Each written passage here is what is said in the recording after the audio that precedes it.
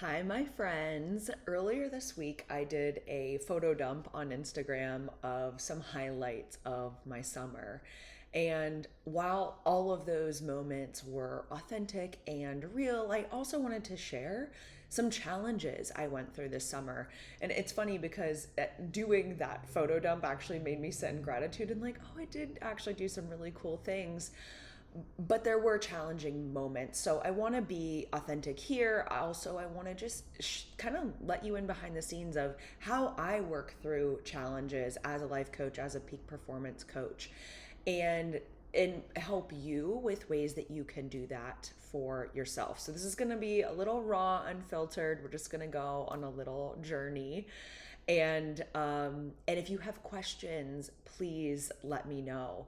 So I'll start by saying that, again, overall, super grateful for all the things that I did get to do this summer.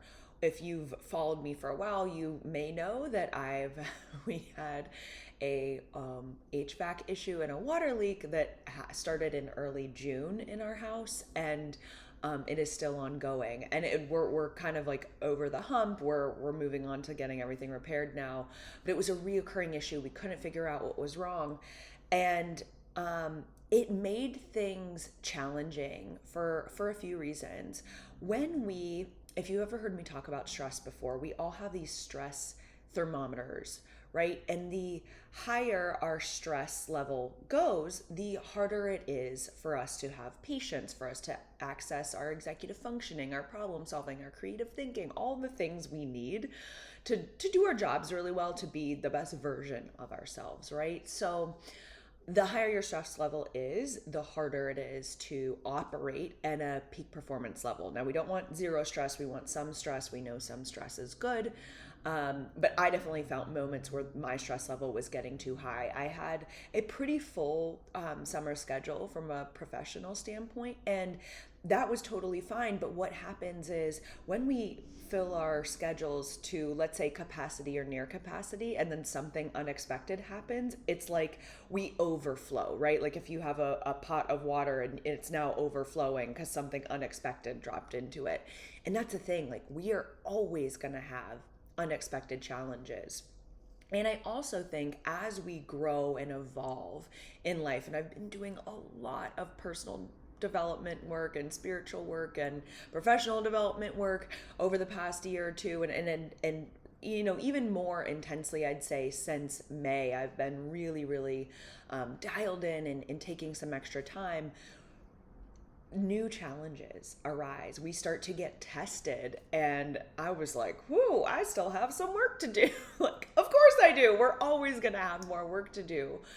But I started off talking about the stress because that, to me, I always want to know what's the root cause, right? That to me was kind of the root cause, and what that triggered for me was being able to have patience when things don't go the way that I planned, right? Because it's when those unexpected moments come up that we get frazzled, or at least I do. And that's something I've worked on a lot over the years, and I've gotten so much better at it. But it was like this summer, it was like, okay, still have some work to do on that. That's okay.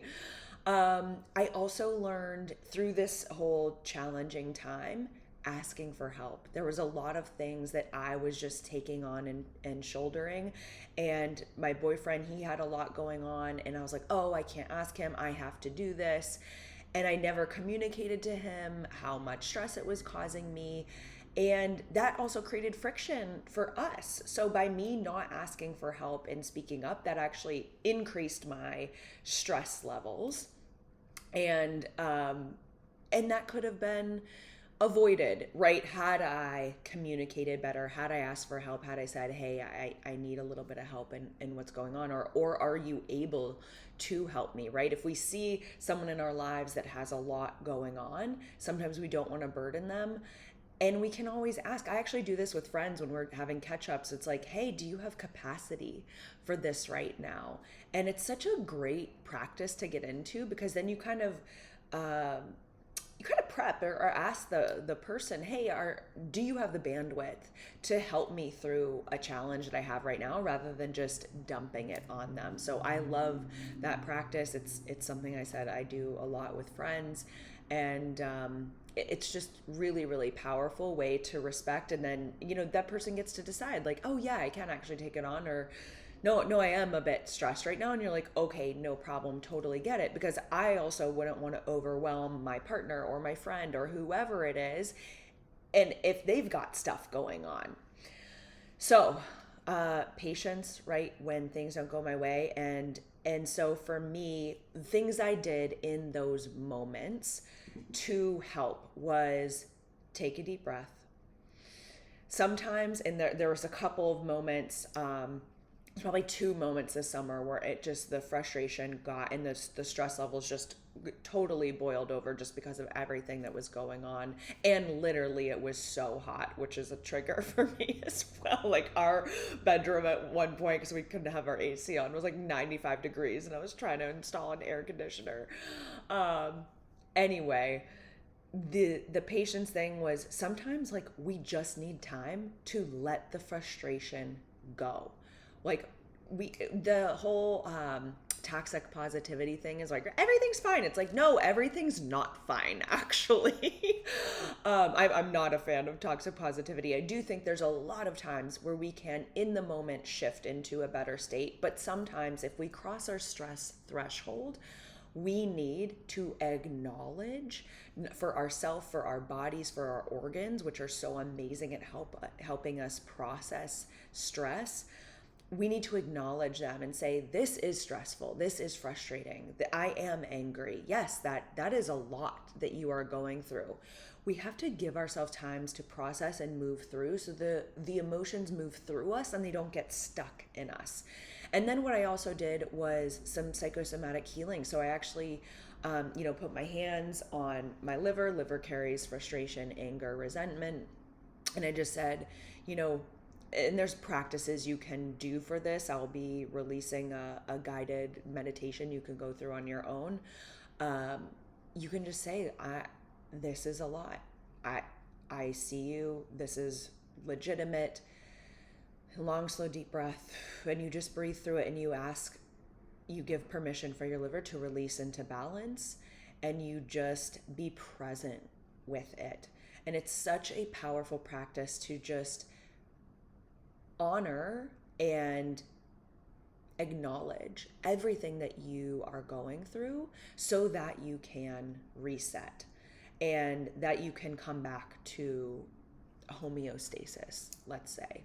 So when my patience was really triggered, that was something that really helped. Also coming back to my mantras of, I trust everything is working out for my best and highest good. Sometimes I was like, I have no clue what that is right now, but I trust this is all working out for my best and highest good. This is happening for some reason to help me evolve. And I truly, truly believe that. Like, the challenges that I've gone throughout my life, I truly believe they're there to help me evolve. And that helps me go from a victim mindset of, why is this happening to me, to, what is this here to teach me? What is this here for me? Right?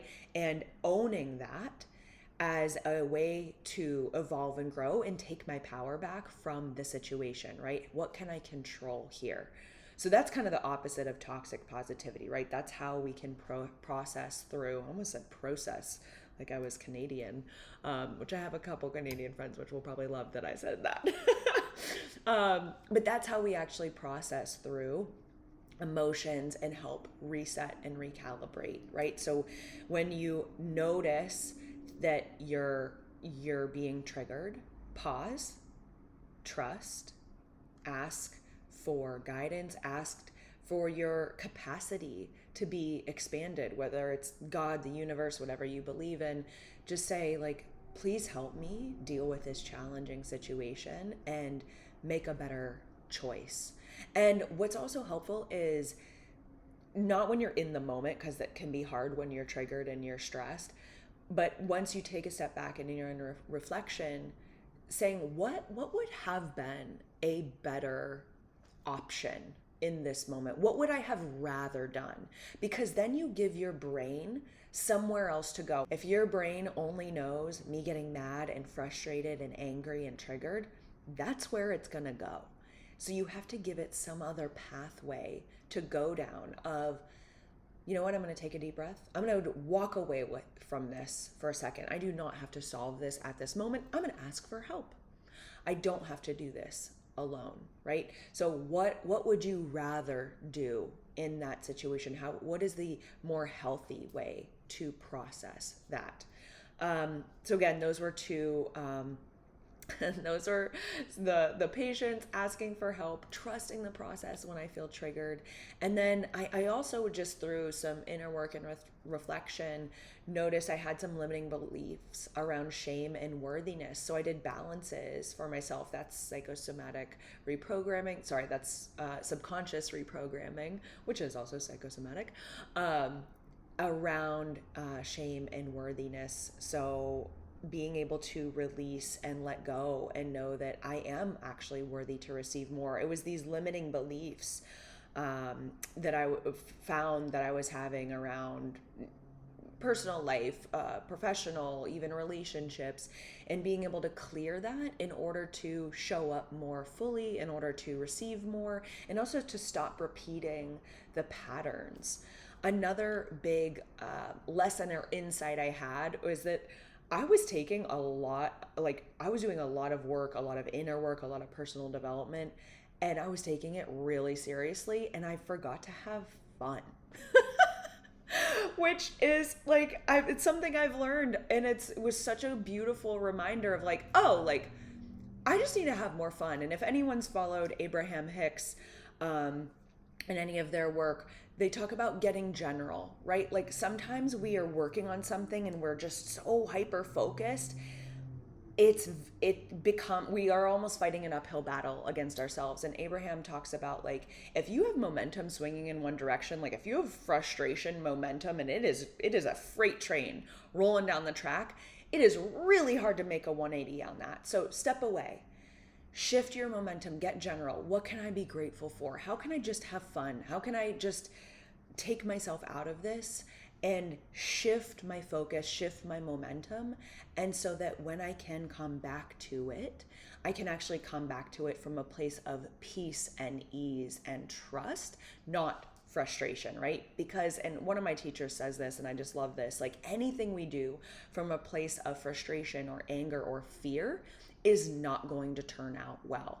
When we come from a place of love, of trust, of certainty, that's when we are going to get our best results. So it's constantly just thinking about, okay, what could I do better here? Not constantly thinking about it, but as challenges arise, as you feel triggered, long, slow, deep breath, asking for guidance.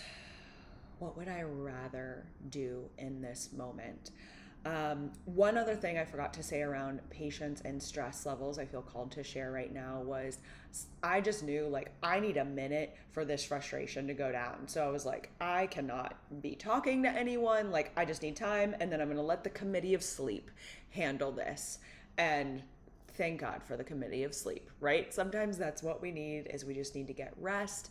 And then, got up in the morning, went for a walk, going outside, getting outdoors into nature was also really helpful. I then, a couple days, after one specific trigger, I went out and did a hike, literally on a dirt trail with my hiking shoes. I felt so much better after that hike, just being able to reconnect with nature. So if you're feeling frustration, stress, get outside. It's such a powerful, beautiful reset. Okay, so those are some of my lessons learned this summer. And again, some of these are not new, right?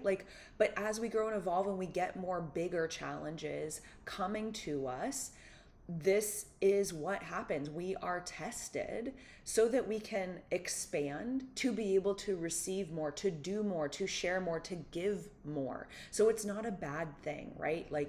It's almost being able to embrace the challenges. And originally, when I was triggered in the moment, I wasn't able to get there. But then when I took a step back, I was okay, I trust this is all working out for my best and highest good. What is this here to teach me? Right? And just knowing, like, okay, like this is going to be resolved. I know at some point this is going to be resolved, and just not trying to control everything so much was really, really helpful. So I'd love to hear from you. Does any of this resonate with you? Did you have challenges over the summer? Have you overcome them? Are you still working through them? Let me know how I can help. I have a number of courses and programs on my website if you want to do a balance, if you want to do some subconscious reprogramming. You can also see that option on my website. I will share the links in the description, or you can message me. But we gotta trust, like, all the good and the bad is coming to us, for our growth and evolution. And just hope you have a great fall, and sending a big hug your way. Had the disco ball, my magic disco ball, going in my temporary office, since my office is still under construction. Sending so much love and light your way. Be well.